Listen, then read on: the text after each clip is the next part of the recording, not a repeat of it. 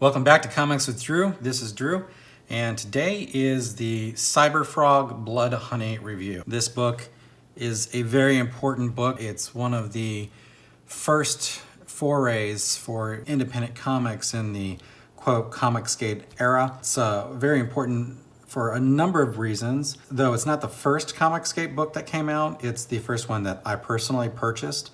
And that really is because I started following Ethan Van Sciver's YouTube channel, Comic Cutters Pro Secrets, because originally his channel was about showing people how to draw comics and the tools of the trade. One of my favorite videos of his is the one where he goes to a Michael's and basically tells you how to kind of punk rock your way into getting the tools for comic stuff. It tells you the paper, it tells you the kind of lead holder to get. It's really awesome, and those were the early days of Comic Cutters Pro Secrets. For those of you who are unfamiliar, which probably does not include very many of you, Ethan Van Sciver is a former DC Marvel comic book artist. He is famous for working on The Flash and working on Green Lantern, notably. And this is his original creation. So Ethan is right of center, politically speaking, and with 2016 and all the different political shenanigans that went on with that, I'm not gonna get into that because this is not a political channel. There was some backlash against Ethan for basically, essentially supporting someone that a lot of people didn't like politically. So he faced a lot of backlash and a lot of people trying to cancel him and all this nonsense basically because of the fact that, you know, he dared to think differently about politics in an industry where groupthink is apparently very valued. So he started doing videos about the different goings on with the Comicsgate movement. Again, Comicsgate is about these people who wanted to get political stuff out of comics, and they wanted to basically just make comic books about comics. Again, this isn't really a video that talks about Comicsgate so much, but it's important to give you the background of how Cyberfrog Bloodhoney came to be. With Ethan not being able to continue working in mainstream comics, he decided that he was going to try to publish his own Cyberfrog Bloodhoney book. This is his property. He invented this character in the 1990s. It's basically like Kermit the Frog meets the Terminator. It's like a Terminator Kermit. And it's a great character. Obviously, you can see the influence from the stuff that was going on in the 90s with, you know, again, the Terminator with the Teenage Mutant Ninja Turtles. And you can see how this kind of thing might sound like a really good idea. And Ethan obviously used it as his first character, his first creation. This was originally published in the 1990s under Hall of Heroes, if I understand correctly. And you can still find those issues of those comics. They're on eBay for a lot of money, and if you happen to come across them in dollar comic book boxes, you should probably pick one up. Fast forward to 2017, he launches an Indiegogo for Cyberfrog, and I personally enjoy art. I don't believe in the idea of telling someone that they can't write something or they can't draw something. To me, these are foundational bedrock principles. I don't care who you are. I don't care what your message is. I don't care what you're writing, what you're drawing, what you're doing, what you're recording. I believe that you should have a right to try to find your audience. And if you can find an audience that wants to purchase your product, then you should be able to sell that audience regardless of what their creed or color or whatever they are, whatever lifestyle they choose. So Cyberfrog Bloodhoney was delayed. People were very upset about it. I didn't really care because I was more about supporting Van Sciver than necessarily getting the book, but I had full faith that I would get the book eventually, and I think it was like 3 or 4 months late.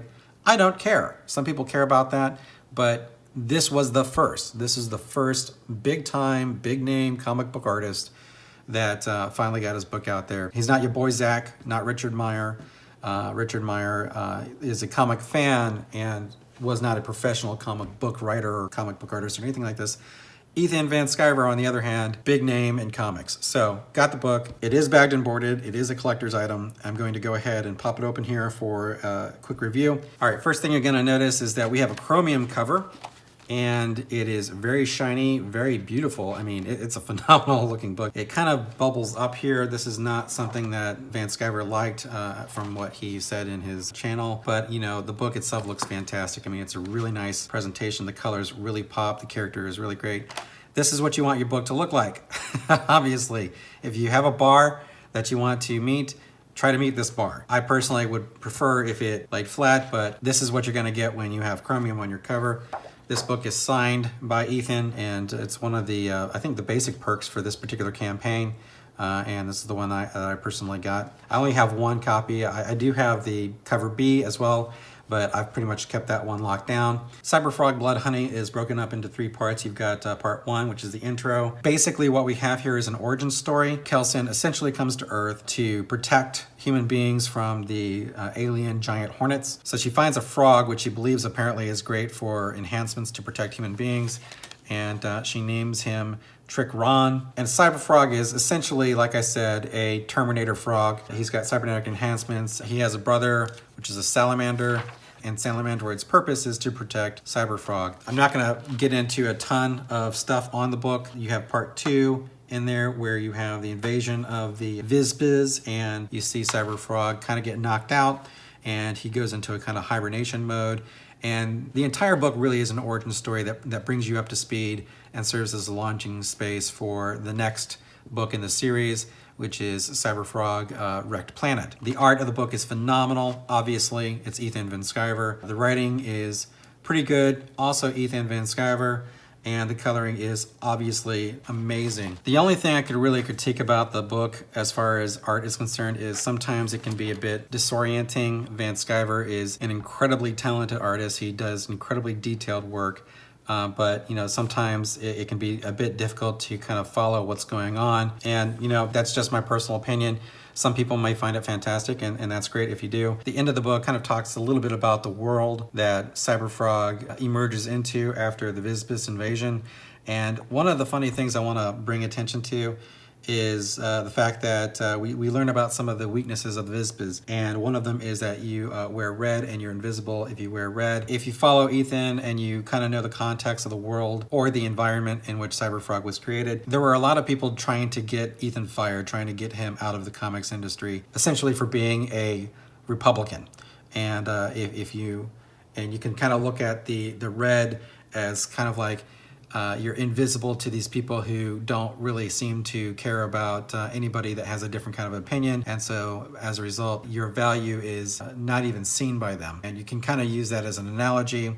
I don't know if Ethan necessarily meant that, but it kind of stood out to me reading the book. It's pretty cool. So at the end of the book, you have a gallery. This is the first page that Ethan ever drew of Cyberfrog. He talks about how he used to draw he used to draw art that was the size of actual comic books, which is something that, you kind of had to do in the 90s. There wasn't an internet to go around looking for how to draw things. You couldn't just go to a YouTube channel like Comic Artist Pro Secrets and find out what to do. You kind of just had to figure it out yourself. And Ethan talks a little bit about his history of getting started doing this. He talks about the Hall of Heroes. We have some art that Ethan did as far as reference is concerned to kind of like figure out exactly how Cyberfrog looked and moved. And there's some bonus pinups in the back here as well. I will say that if you're squeamish or have a weak stomach, there is some pretty gory stuff in here. Ethan kind of likes to go for that. If that's your bag, then this is perfect for you. Other than that, you might be careful about that. It's a small part of the book, but it's definitely in there. The book sets up really well for the second book in the series, the Cyberfrog Rekt Planet, and I'm really excited to pick that one up. You can back it right now. The campaign is currently in demand. You can get Cyberfrog Bloodhoney currently on eBay. There are various auctions going on right now. Some are buy it now, some are bids. And you can get the original book there if you would like to add it to your collection. I believe that this is going to go down as one of the more important books in comic book history, mainly because of what went into getting it published and what caused this book to even come about. When you're in an industry where people are being silenced because they happen to think differently, that's a real problem. And when you have gatekeepers trying to prevent people from even having jobs or even being able to do what they love, then that's a real problem. And Ethan, with this book, kind of broke that wall down. And it's inspired a lot of people to start their own campaigns. And many people have made a significant amount of money coming up with their books. I myself am working on a book, and I hope to get it crowdfunded. And while it's probably not going to make anything near the kind of money that Cyberfrog makes, it's just an idea that I want to get published. Total campaigns that Van Sciver has run, he's run like several different campaigns, but he's raised over $2 million from backers for his campaigns in total. And this was the first book that made it happen.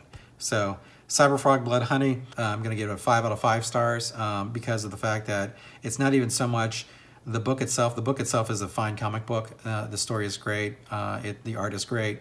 but this book means a lot more than the sum of its parts. I don't care if it was late. It was an important enough book that it was worth waiting for.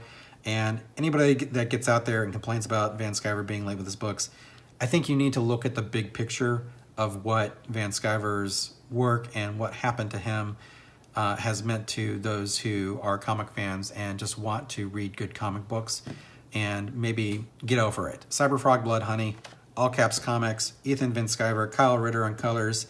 Go ahead and pick it up today. Thanks for watching Comics with Drew. I am Drew, and I'll see you next time.